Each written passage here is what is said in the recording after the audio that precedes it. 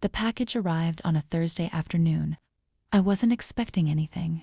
I'd been working from home all day, my tablet propped up on the kitchen counter while I sketched character designs for a client. The knock on the door startled me enough that I almost dropped my stylus. I opened the door to find a courier holding a medium-sized box. It was wrapped in simple brown paper with my name printed neatly on a white label. Kayla Hale, apartment 204. "Sign here, please," the courier said, holding out a digital pad. I signed without thinking, took the box, and closed the door. It wasn't heavy, but it had weight to it. I set it on my coffee table and stared at it for a moment. I hadn't ordered anything. My birthday was months away. Christmas was still 2 weeks out. I grabbed scissors from the kitchen drawer and cut through the tape. Inside, beneath layers of tissue paper, was a dress. A beautiful dress. Deep emerald green with delicate fabric that caught the light when I lifted it. It looked expensive, the kind of thing I'd never buy for myself.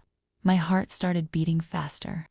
I reached back into the box and found a small card tucked beneath more tissue paper. I pulled it out and read the handwritten note. "Wear this dress to the apartment community party. From someone who loves you very much." I read it again, then again. My hands were shaking slightly. Someone who loves me very much. I didn't have a boyfriend. Didn't have a girlfriend. Barely talked to anyone in this building except for polite nods in the hallway. I turned the box over, looking for more information. Nothing. Just the return address label from a boutique dress store downtown called Adelaine's. No sender name, no receipt, no clue. I held the dress up against myself and walked to the mirror in my bedroom. It was stunning, exactly my size, exactly my style. Whoever sent this knew me. Or at least knew something about me. But who? I sat on the edge of my bed with the dress draped across my lap and the note in my hand. My mind raced through possibilities. Maybe it was a mistake. Maybe it was meant for someone else. But no, my name was right there on the label. I felt a strange mix of fear and excitement. This was the kind of thing that happened in movies, not real life. Not my life. I folded the dress carefully and placed it back in the box. Then I put the box in my closet and tried to go back to work. But I couldn't focus. Every few minutes I'd glance toward my bedroom, thinking about that dress and that note. Someone who loves you very much. Who could it be? I couldn't stop thinking about it. That night, I pulled the box out of my closet 3 times. I'd take out the dress, hold it up, read the note again, then put everything back. The handwriting was clean and deliberate, not rushed. The ink was black, the letters slightly slanted. It felt intentional, like someone had taken their time writing it. I sat cross-legged on my bed with my laptop open, searching for the dress store. Adelaine's had a website, high-end boutique, custom fittings, by appointment only. The dresses in their online gallery started at $400. This wasn't a casual gift. This was planned. I closed my laptop and lay back on my pillows. I tried to think of anyone who might have done this. My coworkers at the studio were friendly, but distant. We talked about projects and deadlines, not personal things. My friends from college had all moved to different cities.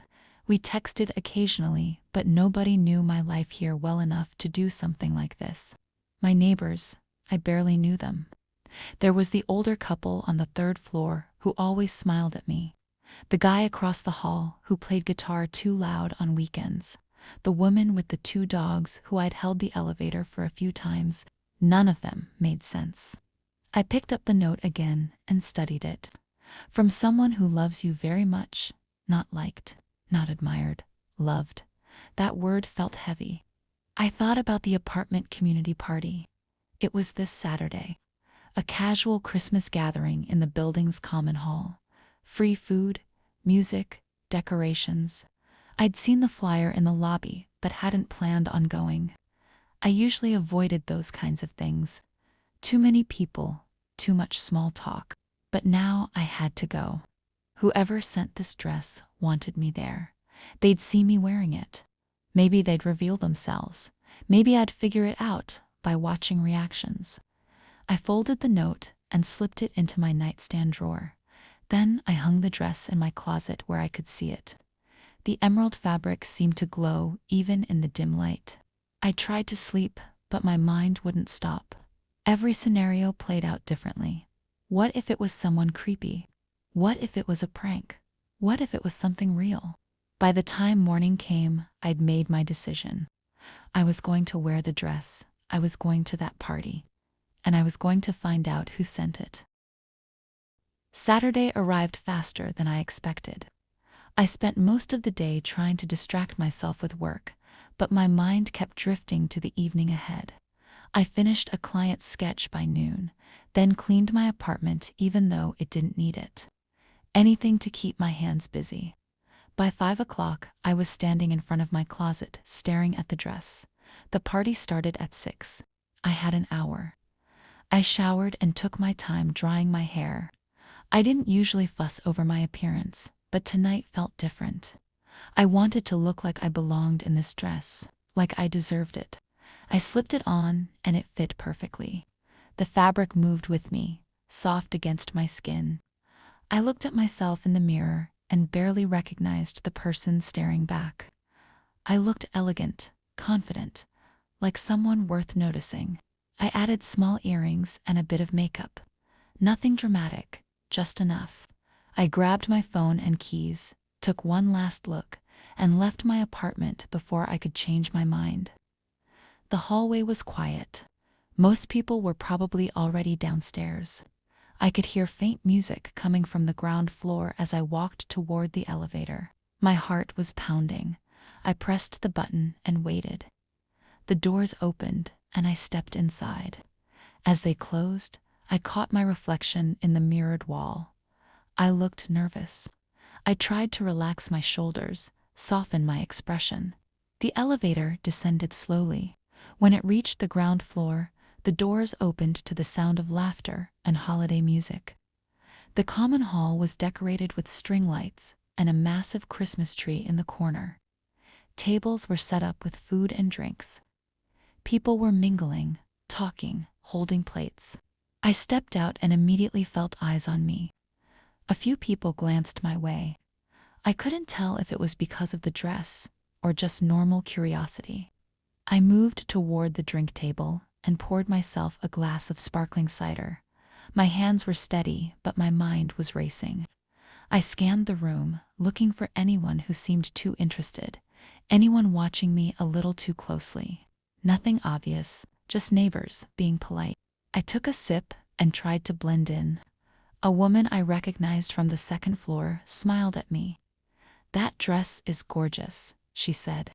"Thank you," I replied, my voice sounding more confident than I felt.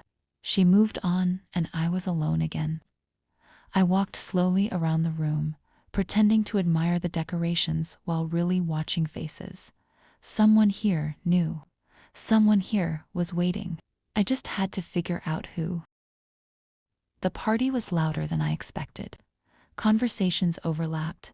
Christmas music played from hidden speakers, and the smell of baked cookies filled the air. I stood near the edge of the room with my drink, observing. A group of younger residents laughed near the food table. An older man I'd seen walking his dog was talking to the building manager. A few couples swayed near the Christmas tree, not quite dancing, but moving to the music. I felt out of place, not because of the dress, but because I didn't belong to any of these groups. I was the quiet one, the one who kept to herself. I finished my cider and considered leaving. Maybe this was a mistake. Maybe whoever sent the dress wasn't even here. Then I felt it. That prickling sensation on the back of my neck. The feeling of being watched. I turned slightly, scanning the room again. My eyes moved past familiar faces, past strangers, and then they stopped. She was standing near the far wall, tall, slim, wearing a perfectly tailored charcoal suit. Her hair was short. She held a glass of wine in one hand, but she wasn't drinking. She was looking at me. Our eyes met. My breath caught. I didn't know her. At least, I didn't think I did. But something about the way she stood, the way she watched, made my heart race. She didn't look away. Neither did I. The noise of the party faded slightly. It was just her and me and this strange pull I couldn't explain. Then she moved. She set her glass down on a nearby table and started walking toward me. Her steps were slow, deliberate, confident. I should have looked away, should have moved, but I couldn't. She stopped a few feet from me. Up close, she was even more striking. Gray eyes, sharp features, a calm expression that gave nothing away. "Kayla," she said. My name sounded different in her voice, softer somehow. "Yes," I managed. She smiled slightly. Not wide, just a subtle lift at the corners of her mouth. "I hoped you'd wear it." The words hung in the air between us.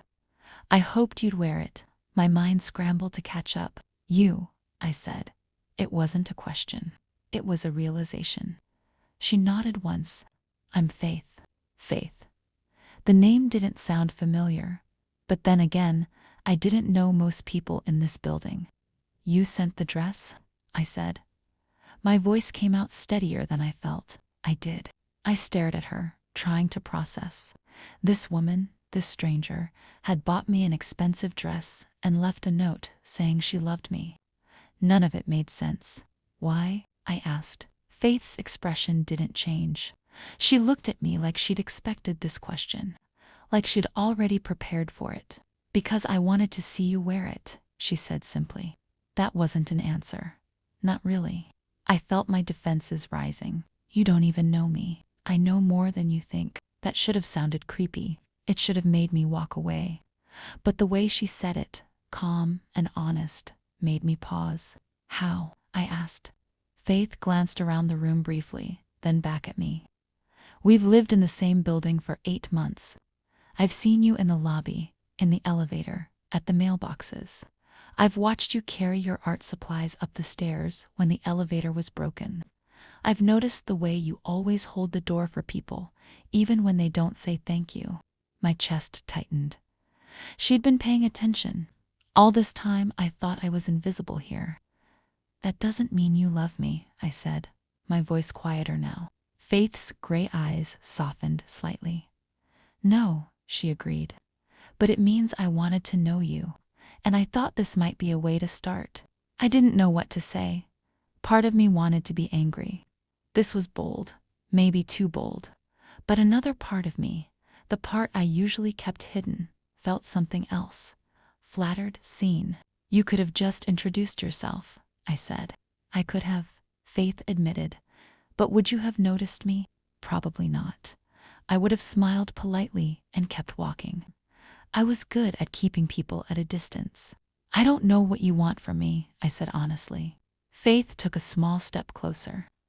Not invading my space, just closing the gap slightly.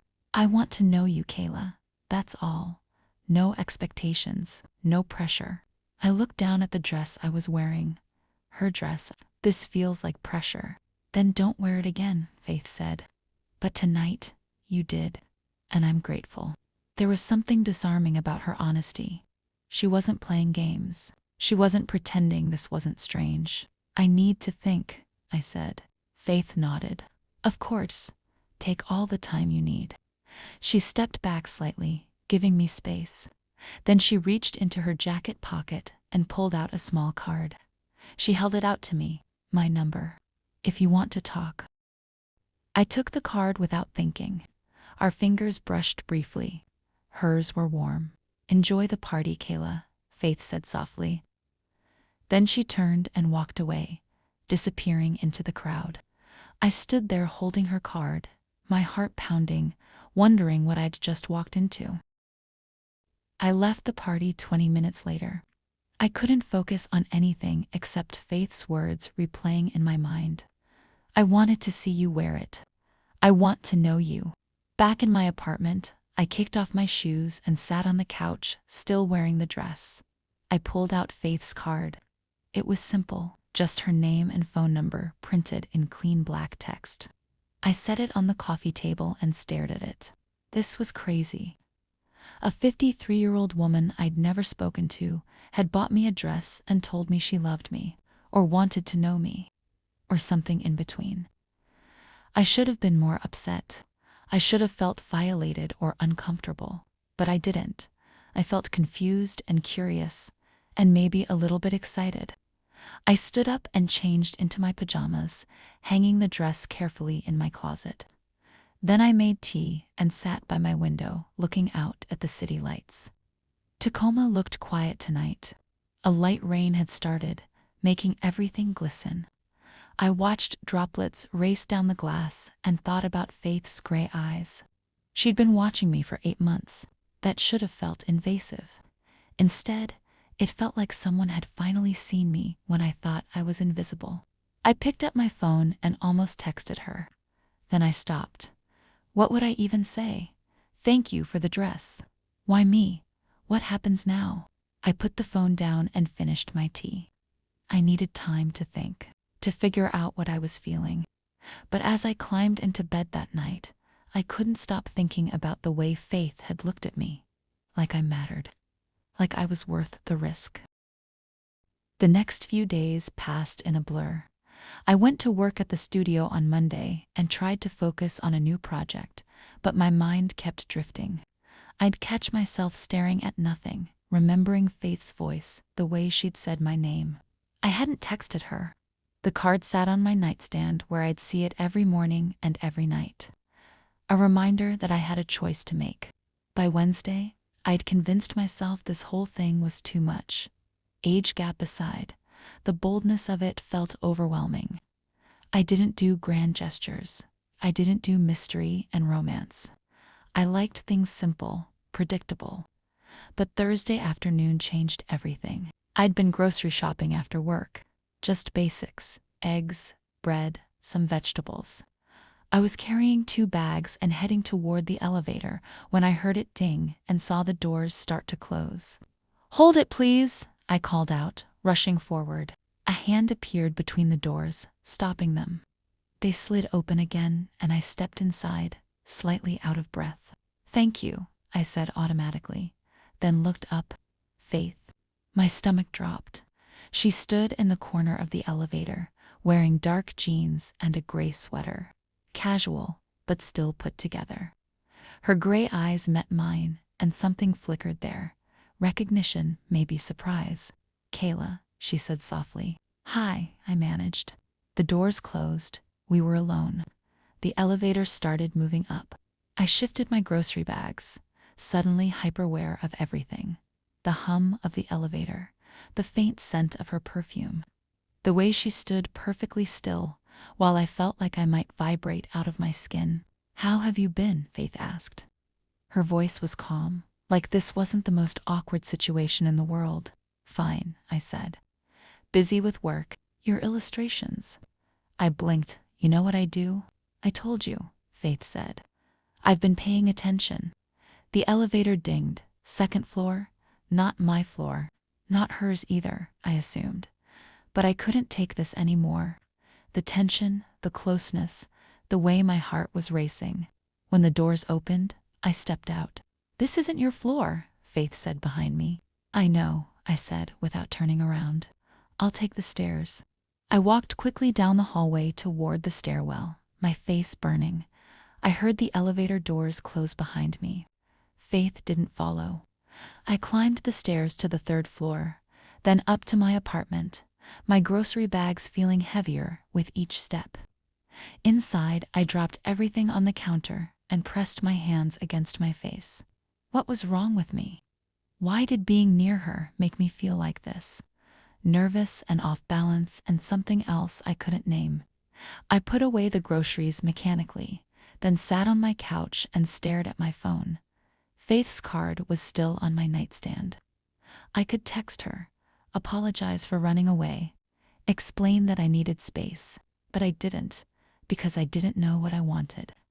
And until I figured that out, keeping my distance felt safer. Friday morning, I woke up to an email from the building management. The subject line read, "Winter camping trip, spots still available." I opened it out of curiosity. Every year, the apartment community organized a winter camping trip to a nearby state park. 2 nights, basic amenities, campfires, and s'mores. I'd seen the flyers last year, but never considered going. But this year, reading through the details, something shifted. I loved camping. It was one of the few things from my childhood I still enjoyed. My dad used to take me to the mountains every summer. We'd pitch a tent, cook over a fire, sleep under the stars. I hadn't been camping since I moved to Tacoma. Work and life got in the way. But now, seeing this opportunity, I felt a pull. I clicked the registration link and signed up before I could overthink it. I felt lighter after that, like I'd given myself something to look forward to. Something that had nothing to do with mysterious dresses or complicated women. The weekend passed quietly. I worked on illustrations, watched movies, avoided the common areas of the building. I told myself I wasn't hiding from Faith. I just needed space. Monday morning, I checked my email again and saw a new message from building management. Camping trip update, participant list. I scrolled through the names. 23 people signed up. I recognized a few, the couple from the 3rd floor, the guy with the guitar, a few others I'd seen around. Then I saw it. Faith Langford. My heart sank. Of course she'd signed up. Of course. I closed my laptop and tried not to think about it. 2 weeks was a long time. Maybe she'd cancel. Maybe I would. Maybe it wouldn't matter. But deep down, I knew it would. I didn't see Faith. Not in the elevator, not in the lobby, not anywhere. It was like she'd disappeared. Part of me felt relieved. Another part felt strangely disappointed. Thursday afternoon, I got an email with the final details. Meeting point, departure time, what to bring. I read through it twice, making a mental checklist. Sleeping bag, warm clothes, flashlight, water bottle. I had most of it already. Friday after work, I stopped at an outdoor store and bought a few last-minute things. Hand warmers, a better pair of gloves, some trail mix. That night, I packed my backpack, laying everything out on my bed first. I'd done this dozens of times as a kid, but now it felt different. I was nervous, not about the camping itself, but about who else would be there. Saturday morning arrived cold and gray. I dressed in layers, thermal shirt, fleece, waterproof jacket. I pulled my hair into a ponytail and grabbed my backpack. The meeting point was the parking lot behind the building at 8 in the morning. When I got there, a few people were already loading gear into 2 large vans. I recognized the building manager coordinating everything. He waved when he saw me. "Kayla, good morning. Throw your bag in the back of the second van." I did, then stood awkwardly to the side while others arrived. The couple from the 3rd floor showed up with matching jackets. The guitar guy came with a friend I didn't recognize. A few younger residents I'd seen but never talked to. Then Faith arrived. She walked across the parking lot carrying a sleek black backpack. She wore hiking boots, dark pants, and a forest green jacket that somehow looked both practical and elegant. Her short hair was tucked under a beanie. Our eyes met briefly. She nodded once. I looked away. "All right, everyone, let's load up," the building manager called out. "It's about an hour drive. Get comfortable." I climbed into the second van and took a seat near the back. Other people filed in. I kept my eyes on my phone, pretending to check messages. Then someone slid into the seat next to me. I looked up. "Faith, is this seat taken?" she asked quietly. I wanted to say yes. I wanted to move, but there were no other empty seats, and people were watching. "No," I said. She sat down, keeping a respectful distance. The van started moving. Conversations filled the space around us, but Faith and I sat in silence. After about 20 minutes, she spoke. "I didn't know you liked camping. There's a lot you don't know about me," I said. It came out sharper than I intended. Faith didn't flinch. "That's true. That's why I'd like to get to know you." I turned to look at her. "This is weird. You know that, right?" "Yes," Faith said simply. It is. Her honesty caught me off guard. I'd expected her to defend herself, to make excuses. Then why? I asked. Faith looked at me with those gray eyes. Because sometimes the things worth having are weird and uncomfortable and scary. I didn't know what to say to that, so I turned back to the window and watched the city fade into trees and mountains. We didn't speak again for the rest of the drive. The campsite was beautiful. Tall pine trees surrounded a clearing with fire pits and picnic tables. Snow dusted the ground, but not heavily. The air smelled clean and cold. Everyone grabbed their gear, and the building manager started directing people. We've got 10 tents set up already. I'll call out names for tent assignments. I stood with my backpack, hoping I'd get paired with someone easy. Maybe the older couple. Maybe one of the quiet younger residents.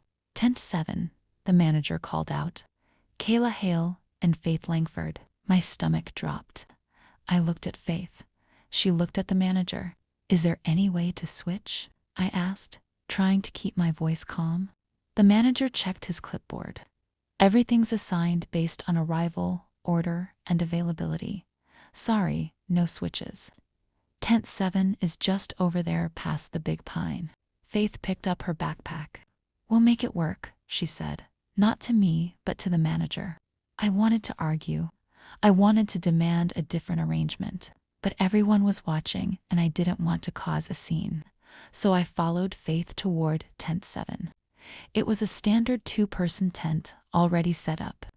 Faith unzipped the entrance and looked inside. Plenty of room, she said. I dropped my backpack outside.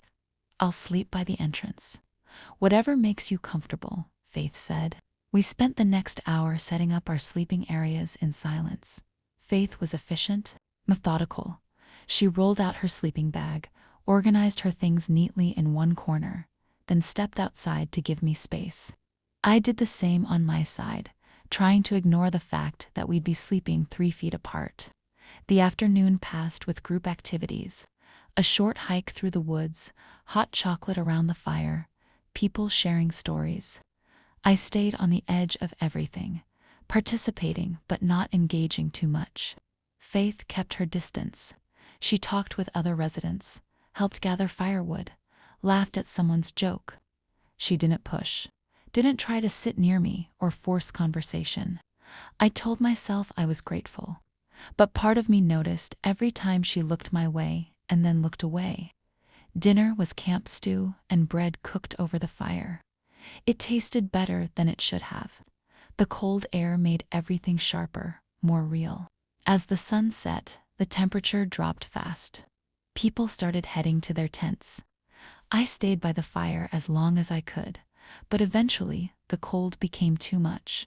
I walked back to Tent 7. Faith was already inside, sitting on top of her sleeping bag, reading something on her phone by flashlight. I'll turn this off if it bothers you, she said when I entered. It's fine, I said. I climbed into my sleeping bag, fully clothed, and zipped it up to my chin. The ground was cold beneath me, even with the sleeping pad. I could see my breath in the air. Faith turned off her phone.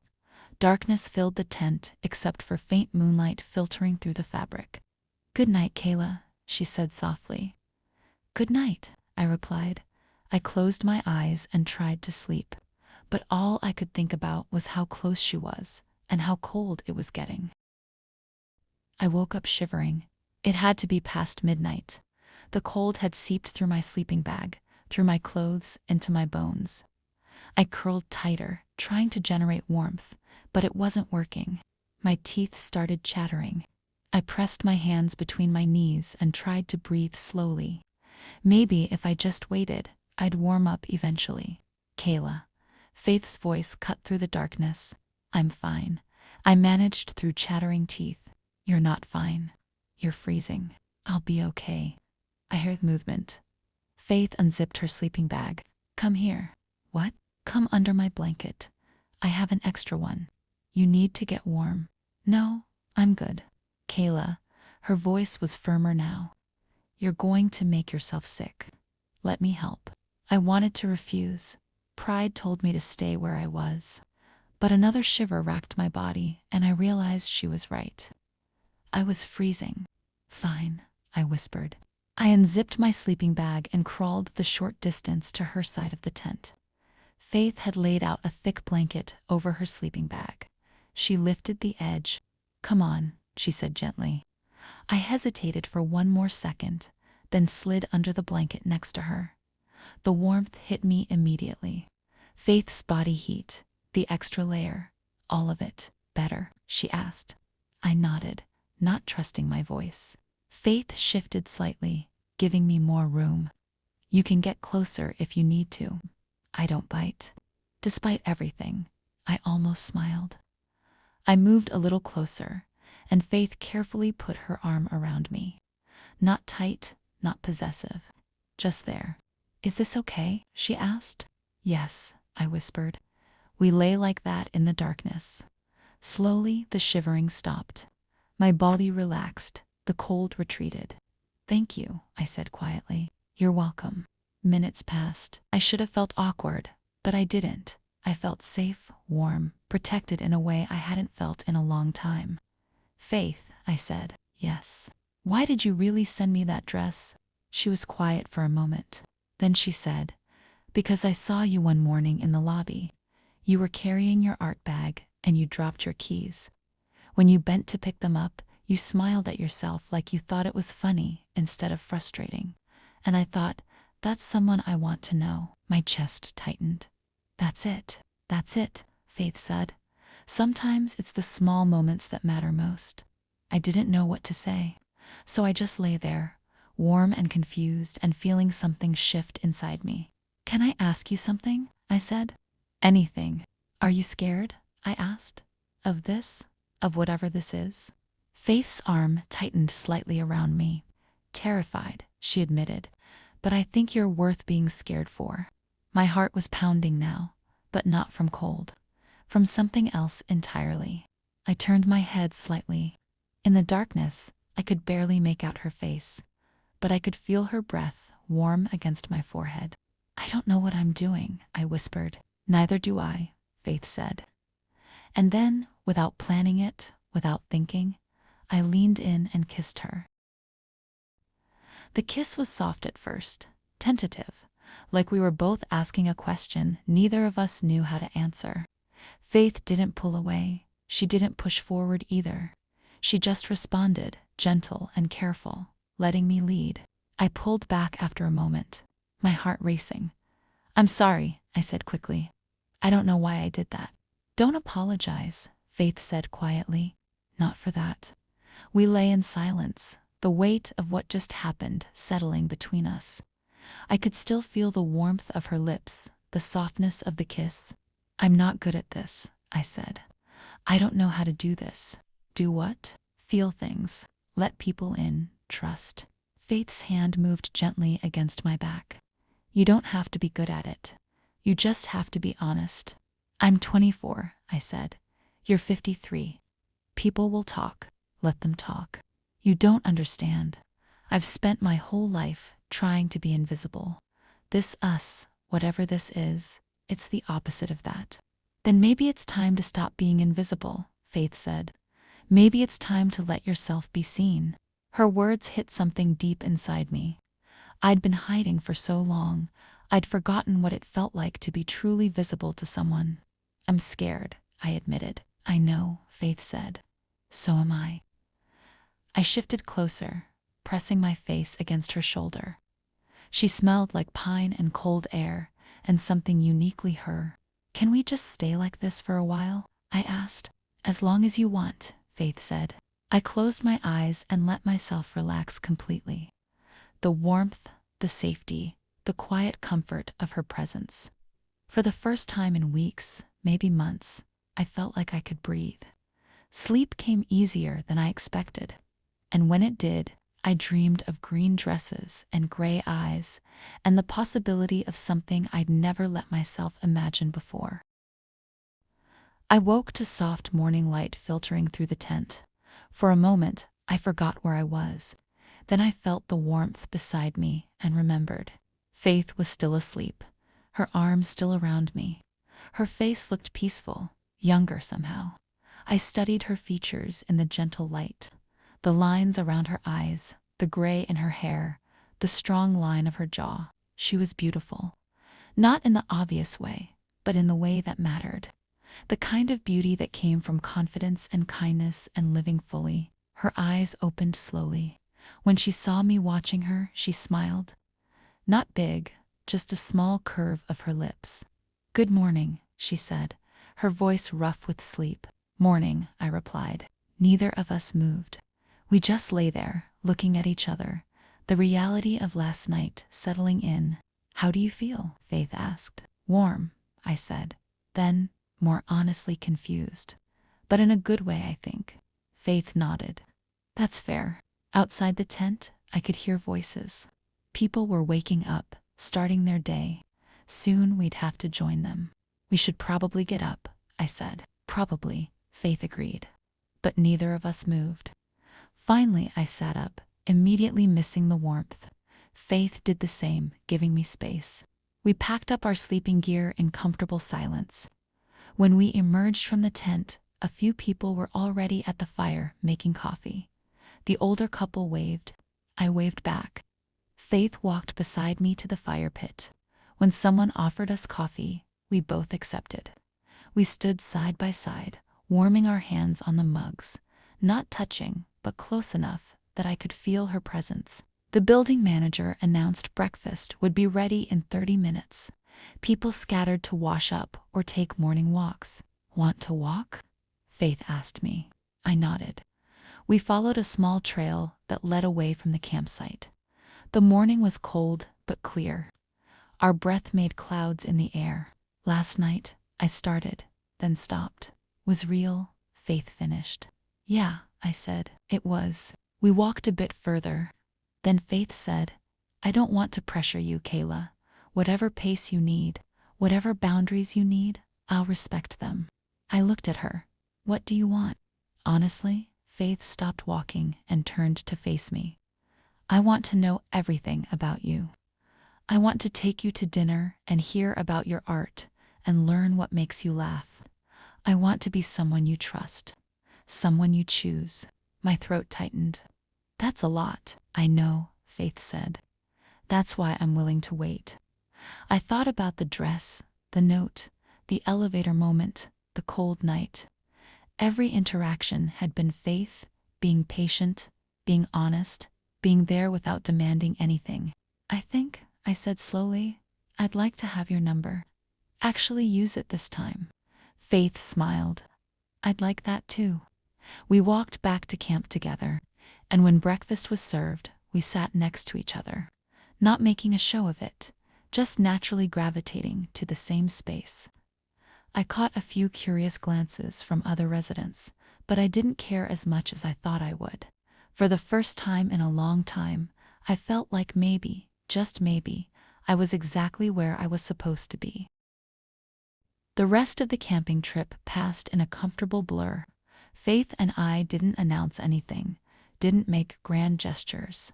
We just existed in the same space, talking when it felt natural, sitting together by the fire, helping each other pack up on the last day. The ride back to Tacoma felt different than the ride there. Faith sat next to me again, but this time I didn't mind. We talked about small things, her work in real estate, my illustrations, favorite books, bad movies we secretly loved. It felt easy, normal, like we'd been doing this for years instead of days. When we got back to the building, everyone dispersed to their apartments. Faith and I stood in the lobby for a moment, both holding our backpacks. "Thank you," I said, "for keeping me warm, for being patient, for everything." "You don't have to thank me," Faith said, "but you're welcome anyway." She reached into her pocket and pulled out her phone. "Can I have your number? Actually get it this time, instead of just giving you mine." I smiled and recited it. She typed it in, and then her phone was buzzing in her hand. She'd sent me a text. Just a simple, "It's Faith. Now you have mine too," she said. We rode the elevator up together. When it stopped at my floor, I hesitated. "I'll text you," I said. "I hope you do," Faith replied. I stepped out, and the doors closed. I walked to my apartment, feeling lighter than I had in months. Inside, I unpacked my camping gear, showered, and changed into clean clothes. Then I sat on my couch and looked at my phone. I opened the text from Faith and stared at it for a moment. Then I typed, "Thank you for the dress, and for everything that came after." Her response came quickly. "Thank you for wearing it, and for giving me a chance." I smiled at my phone. Then I typed again, "Want to get coffee this week?" 3 dots appeared, then disappeared. "I'd love that. When works for you?" "Thursday afternoon, perfect. I know a place." We texted back and forth for a while. Nothing deep, just easy conversation. When I finally put my phone down, I realized I was smiling. I walked to my closet and looked at the emerald dress hanging there, the dress that started everything. I touched the fabric gently, remembering that night at the party. The way Faith had looked at me, the way she'd said, "I hoped you'd wear it." She'd taken a risk, a big one, and somehow, impossibly, it had led to this. I wasn't sure where this was going. I wasn't sure if it would work out, but for the first time in my life, I was willing to find out. Thursday came faster than I expected. I changed outfits 3 times before settling on jeans and a sweater. Casual, but put together. I didn't want to look like I was trying too hard. Faith had sent me the address of the coffee shop that morning. It was a small place downtown, the kind with mismatched furniture and local art on the walls. I arrived 5 minutes early and waited outside, my hands shoved in my jacket pockets against the cold. Then I saw her walking down the street. She wore dark pants and a long coat, her short hair slightly windblown. When she spotted me, her face softened into a smile. "Hi," she said when she reached me. "Hi," I replied. We went inside and ordered. Faith got black coffee. I got a latte. We found a corner table by the window and sat across from each other. "How's your week been?" Faith asked. "Good, busy with work. I finished a big project yesterday. The character designs." I blinked. "How did you know about that?" "You mentioned it at the campfire," Faith said. "When you were talking to the guitar guy about creative work." She'd been listening. Even when we weren't directly talking, she'd been paying attention. "It went well," I said. "The client loved it." "I'd like to see your work sometime," Faith said. "If you're comfortable sharing." "Maybe," I said. "It's personal. I don't show it to many people." "I understand," Faith said. "No pressure." We talked for over an hour about everything and nothing. She told me about how she got into real estate, starting small and working her way up. I told her about moving to Tacoma alone, how scary and exciting it had been. At some point, Faith reached across the table and gently touched my hand, just her fingers against mine. "Is this okay?" she asked. I looked at our hands. Hers was warm, steady. Mine was smaller, uncertain. "Yes," I said. We stayed like that for a while, just talking and holding hands across a coffee shop table. It felt simple and profound at the same time. When we finally left, the sun was setting. Faith walked me back toward my building, even though it was out of her way. "I had a really good time," I said when we reached the entrance. "So did I," Faith replied. There was a moment where we both stood there, not quite ready to say goodbye. "Can I see you again?" Faith asked. "I'd like that," I said. She smiled. "Good." Then, before I could second-guess myself, I leaned up and kissed her. Quick and soft, but intentional. When I pulled back, Faith's eyes were warm. "I'll text you," she said. "You better," I replied. I watched her walk away, then went inside. In the elevator, I touched my lips and smiled. This was happening. Whatever this was, it was really happening. Over the next 2 weeks, Faith and I fell into a rhythm. We texted every day, sometimes about important things, sometimes about nothing at all. She'd send me pictures of interesting buildings she saw during work. I'd send her sketches I was working on. We met for coffee twice more, then dinner at a quiet restaurant, then a walk through a park even though it was freezing. Each time, it got easier. The nervousness faded. The conversation flowed. I started looking forward to seeing her in a way that both excited and terrified me. One evening, Faith texted asking if I wanted to come to her apartment. "I'm decorating my Christmas tree," she wrote. "Could use a creative eye." I stared at the message. Going to her apartment felt like a step, a big one. But I wanted to, so I texted back, "Give me 20 minutes. Faith lived on the 4th floor. Her apartment was bigger than mine, with high ceilings and large windows. It was tastefully decorated, everything in its place but not sterile. Lived in but cared for. The Christmas tree stood in the corner, already strewn with lights but nothing else. I have ornaments but no sense of design," Faith said, gesturing to several boxes on the couch. I laughed. "That's what you need me for." "Among other things," Faith said, meeting my eyes. We spent the next hour decorating. I arranged ornaments by color and size, while Faith hung them where I directed. We debated about tinsel. She wanted it. I thought it was tacky, and eventually compromised with a garland instead. When we finished, we stood back to admire our work. The tree glowed warmly, casting soft light around the room. "It's perfect." "It's pretty good," I agreed. Faith went to the kitchen and returned with 2 glasses of wine. We sat on the couch, the tree lights twinkling beside us. "Thank you for coming over," Faith said. "Thank you for inviting me," I replied. We talked quietly, the conversation drifting from topic to topic. At some point, I leaned against her shoulder. She put her arm around me. "Kayla," Faith said softly.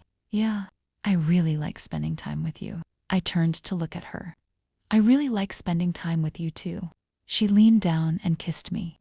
Slow and deep, tasting like wine and promise. I kissed her back, my hand coming up to touch her face. When we broke apart, we were both breathing harder. "Stay for a while," Faith asked. "Okay," I whispered. We didn't do anything more than kiss that night. But lying on her couch, wrapped up in each other with the Christmas tree glowing nearby, felt like everything. The following weekend, Faith suggested we bake something together. "I found a recipe for a Christmas cake," she said. "Fair warning, I'm not a great baker." "Neither am I," admitted. "Then we'll fail together," Faith said with a smile. I showed up at her apartment Saturday afternoon with the ingredients we'd divided up. Faith had already preheated the oven and laid out mixing bowls. We followed the recipe as best we could, but things went wrong almost immediately. I added too much flour. Faith forgot the baking powder.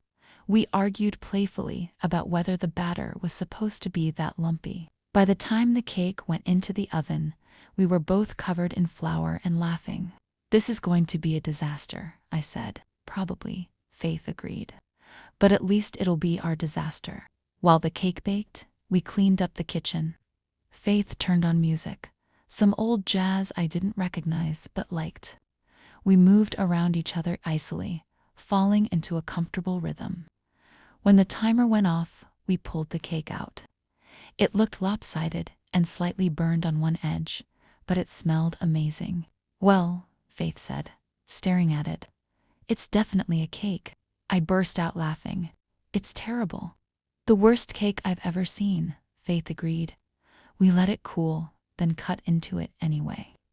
It tasted better than it looked, sweet and warm and imperfect. We ate it on the couch, plates balanced on our knees, and Faith suggested a movie. "Something romantic?" she asked. "Sure," I said. She put on an old classic, something in black and white. I'd never seen it, but it drew me in quickly. The story was about 2 women finding each other against all odds, choosing love despite everything trying to keep them apart. Halfway through, I found myself leaning against Faith, her arm around me, both of us absorbed in the story. When the couple on screen finally kissed after years of longing, I felt Faith's hand tighten slightly on my shoulder. I turned to look at her. She was already looking at me. "Kayla," she said softly. I didn't answer with words. I just leaned up and kissed her. Slow at first, then deeper. Faith's hand came up to cup my face, her thumb stroking my cheek. The movie played on, forgotten. All that mattered was this moment, this feeling, this woman. Faith pulled back slightly, her forehead resting against mine. "Are you sure?" she whispered. "I'm sure," I said. She stood and took my hand, leading me to her bedroom. The space was dimly lit, warm and inviting. Faith turned to face me, her gray eyes searching mine. "I want you to know something," she said. "This isn't just physical for me. You're not just anyone. You're everything." My heart squeezed. "You're everything to me too." We came together slowly. Faith's hands were gentle as they found the hem of my shirt, asking permission with her eyes before lifting it over my head. I did the same with hers, both of us taking our time, memorizing each moment. When we finally lay down together, skin against skin, it felt like coming home. Faith touched me like I was precious, like every inch of me mattered. Her lips traced patterns across my shoulder, my collarbone, down to where my heart was racing. "You're beautiful," she whispered against my skin. I pulled her closer, needing to feel all of her. "So are you." We moved together in the dim light, learning each other's rhythms, discovering what made the other sigh, what made us both catch our breath. Faith was patient and attentive, reading my body like she'd been studying it for years. When my hands explored her, she guided me gently, showing me what she liked, trusting me with her vulnerability. The way she responded to my touch made me feel powerful and cherished all at once. Time stopped meaning anything. There was only the two of us, the warmth of her skin, the sound of our breathing, the way she said my name like it was a prayer. When we finally reached that peak together, holding each other tight, it felt like everything clicked into place. Like all the moments leading up to this had been building to something perfect. Afterward, we lay tangled together, both of us breathing hard, both of us glowing. Faith pulled the blanket over us and gathered me close. I started, then couldn't find the words. "I know," Faith said, kissing my forehead. "I know." I curled into her side, my hand resting over her heart, feeling it beat steady and strong beneath my palm. "I love you," I said. The words came easily, naturally, like they'd been waiting to be spoken. Faith's arms tightened around me. "I love you too, Kayla, so much." We stayed like that for a long time, wrapped up in each other, in the quiet aftermath of something profound. The movie had ended in the other room. The apartment was silent except for our breathing and the distant sound of rain starting to fall outside. "Stay," Faith said softly. "Not just tonight. Stay with me." I looked up at her. "I'm not going anywhere." She smiled and kissed me again. Tender and slow, full of promise and belonging. That night, falling asleep in Faith's arms after making love for the first time, I felt completely and utterly home. Not because of where I was, but because of who I was with. Faith had seen me, chosen me, loved me, and I had finally let myself be seen, chosen, and loved in return. It was everything I'd been too afraid to hope for, and it was real. I woke up in Faith's arms. Morning light filtered through her bedroom curtains, soft and golden. She was still asleep, her breathing steady and calm. I watched her for a moment, taking in the peaceful expression on her face. This felt right, being here, being with her. All the doubts I'd carried seemed smaller in the morning light. Faith's eyes opened slowly. When she saw me watching her, she smiled. "Good morning." "Morning," I said. "Sleep well." "Better than I have in months." We got up eventually, and Faith made breakfast. Just pancakes, cereal, and milk, but it tasted perfect. We ate at her kitchen table, talking about our plans for the day. I had some work to finish. She had a property showing in the afternoon. "Can I see you this week?" Faith asked as I was getting ready to leave.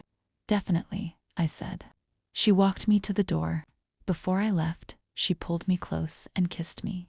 Slow and thorough, like she was memorizing the moment. Text me when you get home, she said. It's just 2 floors down, I pointed out. I know, text me anyway. I smiled and left. When I got to my apartment, I sent her a message. Made it safely. Thanks for last night. Her response came immediately. Thank you for staying. You made my weekend perfect. I spent the rest of Sunday working on illustrations, but my mind kept drifting to Faith. The way she held me. The way she looked at me. The way everything felt easy and natural when we were together. Monday morning, I went into the studio. My coworker Nova noticed something different immediately. You're glowing, she said. What happened? I tried to play it cool. Nothing. Just had a good weekend. With someone, Nova pressed. I hesitated, then decided to be honest. Yeah, with someone. Nova grinned. Tell me everything. I gave her the basics. Left out the age gap at first, but eventually she asked how old Faith was. When I told her, Nova's eyes widened. 53, seriously. Yeah, I said, bracing for judgment. But Nova just smiled. Good for you. Age is just a number if you're both happy. Her acceptance made me feel lighter. Maybe this didn't have to be as complicated as I'd made it in my head. That evening, Faith and I met for dinner at a small Italian place. We sat in a corner booth, sharing lasagna and talking about our days. It felt domestic, comfortable, like we'd been doing this for years. After dinner, we walked through downtown. Christmas lights were everywhere, making the city look magical. Faith took my hand as we walked, and I didn't pull away. Kayla, Faith said as we stood looking at a lit-up fountain. I want you to know something. What? I'm not playing games with you. This isn't casual for me. I know we haven't been doing this long, but I'm serious about you. My heart squeezed. I'm serious about you too. Good, Faith said.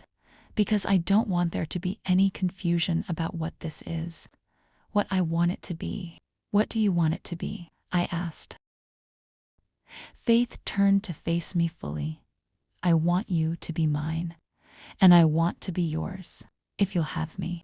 I looked at her standing there under the Christmas lights, vulnerable and honest and so incredibly beautiful. Yes, I said, I'll have you. Faith's smile was radiant. She pulled me close and kissed me right there in the middle of downtown Tacoma. People walked past us, but I didn't care. All that mattered was this moment, this woman, this feeling. When we finally pulled apart, Faith rested her forehead against mine. You've made me so happy, she whispered. You've made me happy too, I said. We walked back to our building hand in hand. In the elevator, Faith pressed me gently against the wall and kissed me again. Deeper this time, more urgent. Come to my place, she said against my lips. Okay, I breathed. We barely made it through her apartment door before we were kissing again. Faith's hands were in my hair. Mine were gripping her jacket. Everything felt electric, charged with months of buildup and wanting. Are you sure? Faith asked, pulling back slightly. I'm sure, I said. She led me to her bedroom. What happened next was slow and careful and perfect. Faith touched me like I was precious, like I mattered. And I touched her back, learning her, discovering what made her sigh, what made her smile. Afterward, we lay tangled together, both of us breathing hard, both of us glowing. Wow, I said. Faith laughed softly. Yeah, wow. I curled into her side, feeling safe and satisfied and so completely content. Stay, Faith said. Not just tonight. Stay whenever you want. My door is always open to you. I looked up at her. Really, really? Faith said. You're mine now, remember? That means you're always welcome here. I kissed her shoulder. I like being yours. I like you being mine too, Faith said, holding me tighter. I fell asleep in her arms, happier than I'd been in my entire life. The next morning, I woke up alone. I panicked for a second, until I heard sounds from the kitchen. I pulled on Faith's t-shirt from the night before and padded out to find her making coffee. She looked up when she heard me and smiled. "Good morning, beautiful." "Morning," I said, feeling shy suddenly. Faith poured me a cup of coffee and we sat together at her kitchen table. Everything felt natural, easy, like we'd been doing this forever. "I have to go into the studio today," I said, "but maybe we could do something tonight." "I'd like that," Faith said. We kissed goodbye at her door. I went down to my apartment to change and get ready for work. As I was leaving my building, I ran into the older couple from the third floor. They smiled at me. Then the woman leaned in conspiratorially. "We saw you and Faith at the fountain last night. You two look lovely together." My face heated. "Thank you." "Don't listen to the gossips," the man added. "Some people have nothing better to do than talk. But what you two have looks real." I smiled, touched by their kindness. "It is real." At work, I couldn't focus. My mind kept drifting to Faith. The way she'd touched me, the way she'd looked at me, the way everything felt right when we were together. Around lunch, my phone buzzed. A text from Faith. "Thinking about you." I smiled and texted back. "Thinking about you too. Can't wait to see you tonight." "Same here." The afternoon dragged. Finally, 5 o'clock came and I packed up my things. On my way out, Nova caught me. "You're glowing again," she said. "Must have been some night." I blushed. It was. "I'm happy for you, Kayla." Her words stayed with me as I rode the bus home. I did deserve this. I deserved to be happy, to be loved, to take a chance on something real. I was halfway home when my phone rang. Unknown number. I almost didn't answer, but something made me pick up. "Hello? Is this Kayla Hale?" A woman's voice, professional but cold. "Yes, who's this?" "My name is Rebecca. I'm a friend of Faith's.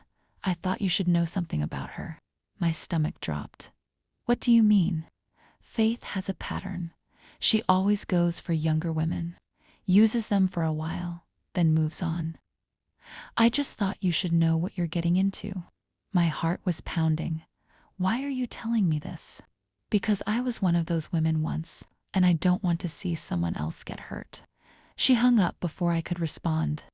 I stood on the sidewalk, my phone still pressed to my ear, feeling like the ground had dropped out from under me. Was this true? Was Faith just playing me? Had I been stupid to trust her? I thought about the dress, the camping trip, the way she'd held me last night. It had all felt so real. But what if it wasn't? I walked the rest of the way home in a daze. When I got to my apartment, I didn't text Faith like I normally would. I just sat on my couch, staring at nothing, wondering if everything I thought I knew was a lie. My phone buzzed. "Faith, still on for tonight." I stared at the message. My thumb hovered over the keyboard. I wanted to ask her about Rebecca, about the younger women, about whether any of this was real, but I couldn't type the words. Instead, I just wrote back. Something came up. "Can we reschedule?" 3 dots appeared, disappeared, appeared again. Of course. "Yeah, just tired. Long day." "Okay, get some rest. Talk tomorrow." "Sure." I put my phone face down on the coffee table and pulled my knees to my chest. I wanted to believe Faith. I wanted to trust that what we had was real. But Rebecca's words kept echoing in my head. She has a pattern. Always younger women. Uses them and moves on. I didn't know what to believe anymore. I avoided Faith for 3 days. Every time she texted, I gave short responses. Work was busy. I wasn't feeling well. I needed space. All technically true, but also carefully designed to keep distance between us. Faith didn't push. She accepted my excuses graciously, said she understood, told me to take all the time I needed. That almost made it worse. Thursday afternoon, I was leaving the studio when I heard voices in the stairwell of my building. I was about to open the door when I recognized Faith's voice. "I won't cross that line," she was saying. "Not with her. She's too important." I froze, my hand on the door handle. Who was she talking to? What line? Another voice responded, male, unfamiliar. You always say that. Then you get in too deep and someone gets hurt. This is different, Faith said firmly. How? Because she's younger. Because she's vulnerable.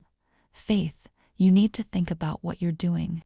I'm thinking that Kayla is the best thing that's happened to me in years, and I'm not going to ruin it by rushing or pushing or being careless. Then maybe you should let her go before it gets more complicated. No, Faith said. I can't do that. The conversation continued, but I couldn't hear any more over the rushing in my ears. I backed away from the door and took the elevator instead, my mind spinning. What did that mean? What line was she talking about? Was she planning to leave me? Was this all temporary to her? I got to my apartment and sat on my bed, feeling like I might be sick. Rebecca had been right. Faith was going to hurt me. She'd said it herself. This always ended badly. My phone rang. Faith. I let it go to voicemail. She called again. I didn't answer. Then a text came through. Kayla, please talk to me. I can tell something's wrong. Whatever it is, we can work through it.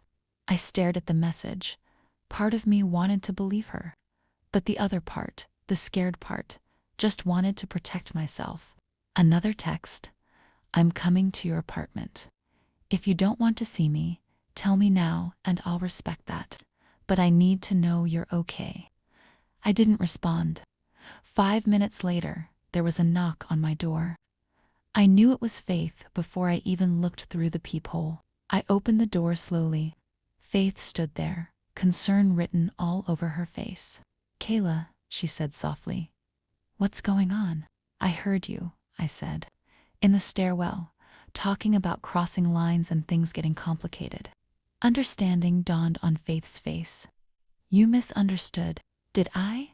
Because it sounded like you were planning an exit strategy. That's not what that was, Faith said. Can I come in, please? I hesitated, then stepped aside. Faith came in and closed the door behind her. That was my brother, Faith said. He's been worried about me, about us. He thinks the age gap is too big, that I'm being reckless. And what do you think? I asked. I think he's wrong, Faith said firmly. The line I won't cross isn't ending things with you. It's pushing you too fast, overwhelming you, making you feel like you have to be anything other than exactly who you are. I felt tears prick my eyes. Someone called me, said you have a pattern, that you always date younger women and then leave them. Faith's expression darkened.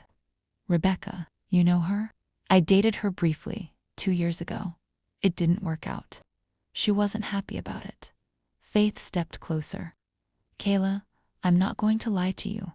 I have dated younger women before, but I've also dated women my own age. I've had relationships that worked and relationships that didn't, just like everyone else. But why me? I asked, my voice breaking. Why go to all this trouble for me?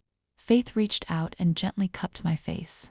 Because when I saw you that morning in the lobby, dropping your keys and smiling, I saw someone real, someone genuine, someone I wanted to know, not because of your age, but because of who you are. I'm scared, I whispered. I know, Faith said. So am I, but I'm more scared of losing you than I am of facing those fears. I looked into her gray eyes and saw only truth there, only honesty and vulnerability, and something that looked a lot like love. I don't know how to do this, I said.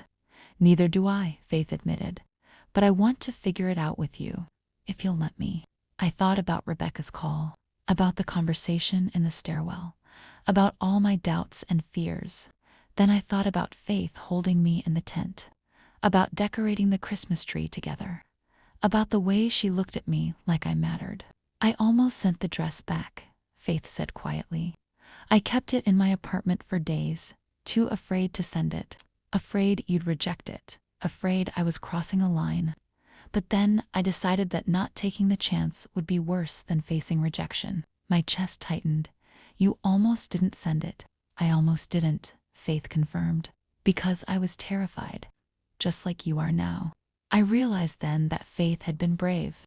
She'd taken a risk on me when she had no guarantee I'd respond. And here I was, pulling away at the first sign of difficulty. "I'm sorry," I said, "for avoiding you, for not talking to you about this." "You don't have to apologize," Faith said. "You were protecting yourself. I understand that." "I don't want to protect myself from you anymore," I said. "I want to trust you." "Then trust me," Faith said, "and I'll trust you. And we'll figure this out together." I stepped forward and wrapped my arms around her. Faith held me tight, her face pressed into my hair. "I'm not going anywhere," she whispered. "Not unless you want me to." "I don't want you to," I said. "I want you to stay." "Then I will," Faith promised. We stood there holding each other for a long time, and slowly the fear started to fade. Not completely, but enough that I could breathe again. "Stay tonight?" I asked. "Okay," Faith said. We ordered takeout and ate on my couch. We watched a movie, curled up together under a blanket. And when we went to bed, Faith held me close and I let myself believe that maybe, just maybe, this could work, that we could work. The weeks after that conversation were different. Better Faith and I stopped dancing around each other and started really being together. No more holding back, no more second-guessing everything. We spent Christmas together. I cooked dinner at my place while Faith brought wine and dessert. We exchanged gifts. Mine was a leather-bound journal I'd found at a vintage store. Hers was a professional-grade drawing tablet I'd been eyeing for months. "Wow, thank you," I said when I opened it. "Welcome, my love," Faith said. "You're an artist. You deserve good tools." New Year's Eve we spent at her apartment, just the two of us. We watched the countdown on TV, kissed at midnight, and fell asleep wrapped around each other. In January, Faith's lease on one of her rental properties ended, and she didn't renew it. She told me she was thinking about selling some of her investments, focusing more on life and less on work. "I've spent years building this business," she said one evening as we made dinner together in her kitchen. "But I don't want to spend the next 20 years doing only that." "What do you want?" I asked. Faith looked at me. "I want to travel. I want to take you to places you've never been. I want to wake up next to you every morning. I want to build a life, not just a portfolio." My heart swelled. I want that too. In February, Faith asked me to move in with her. We were lying in her bed after making love, both of us warm and content. "Move in with me," she said, officially. "Bring all your things. Make this your home too." I turned to look at her. "Are you sure?" "I've never been more sure of anything," Faith said. I thought about my apartment. It had served its purpose, been my safe space for 2 years. But it had never felt like home. Not really. Faith's apartment, with its high ceilings and big windows, and the Christmas tree we'd decorated together, that felt like home. "Okay," I said. "Yes, I'll move in." Faith's smile was brilliant. She kissed me deeply, pulling me on top of her. "You just made me the happiest woman alive." "Good," I said between kisses. That was the plan. We spent the next few weeks slowly transitioning my things, my art supplies, my clothes, my books. Faith made space for everything, reorganizing her closets and shelves so I had room. "This is our home now," she said as we arranged my artwork on the walls. "I want you to feel like you belong here." "I do," I said. "I really do." By March, I was fully moved in. My old apartment was empty, the keys turned in. Everything I owned was now in Faith's place. Our place. One Saturday morning, I woke up to find Faith already awake, watching me with soft eyes. "What?" I asked, smiling. "Just thinking about how lucky I am," Faith said. 6 months ago, you were a stranger. Now you're the person I want to spend the rest of my life with." My breath caught. "The rest of your life." "If you'll have me that long," Faith said. I reached out and touched her face. "I'll have you as long as you want me." "Forever then," Faith said, "because I'm not planning on letting you go." I kissed her, slow and sweet and full of promise. Outside the window, spring was starting to show itself. Flowers blooming, trees budding, everything coming back to life, just like me. Faith had taken a chance on me with that dress. She'd been patient when I was scared, honest when I doubted, steady when I wavered.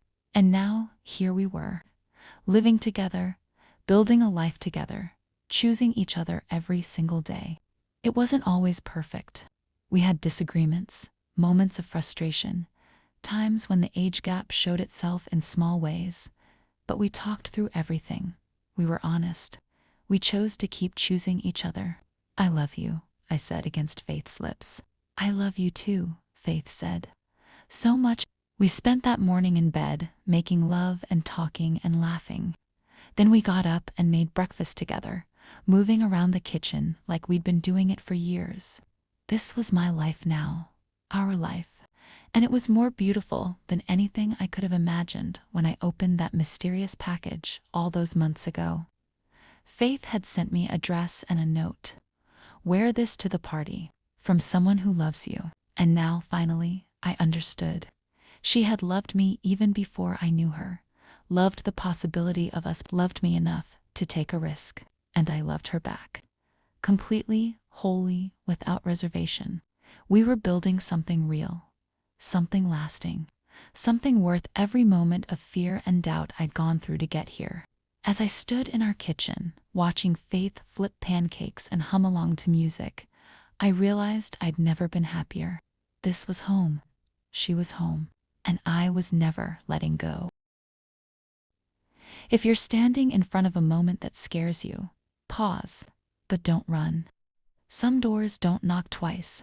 Love doesn't always arrive loud. Sometimes it arrives gentle, asking for courage. If life gives you a choice, choose what feels real. Don't let fear write your story. Don't let doubt steal your chances. Don't wait until you feel ready, because you might wait forever. Take the risk. Wear the dress. Show up to the party. Let yourself fall. Trust that even if it hurts, even if it's hard, even if it doesn't look the way you planned, it will be worth it. Because the greatest things in life live on the other side of fear. And you deserve to find out what's waiting for you there. So whatever your dress is, whatever moment is waiting for you to be brave, go find it. Put it on. Walk through that door. Your story is waiting to be written. Make it a good one.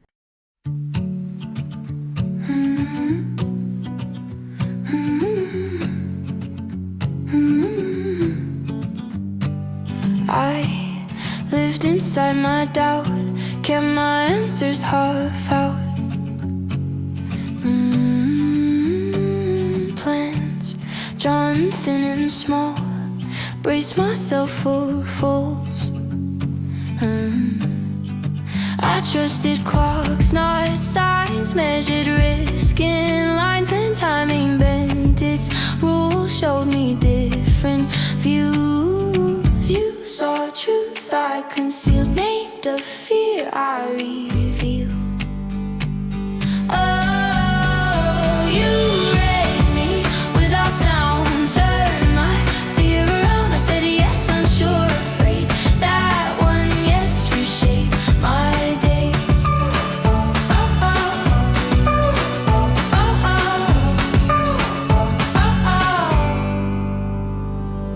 I dressed hope and restraint, kept my courage faint. Thought love wore younger faces, moved in matching paces, they certain. He stood tall, didn't rush me at all, just waited firm and kind, like patience redesigned.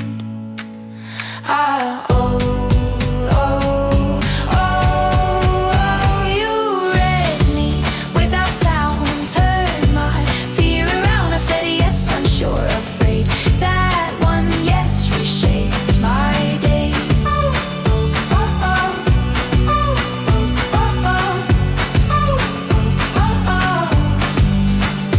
If the future breaks its script, if my courage starts to slip, I'll recall the way I grew by believing what felt true.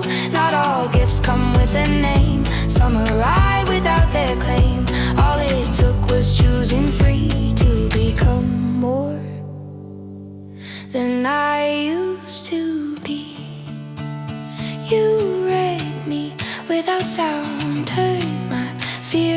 I said yes, unsure, afraid that one yes reshaped my days.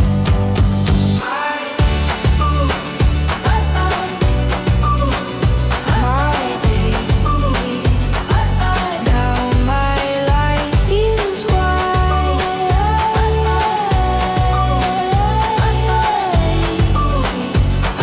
since I chose the right.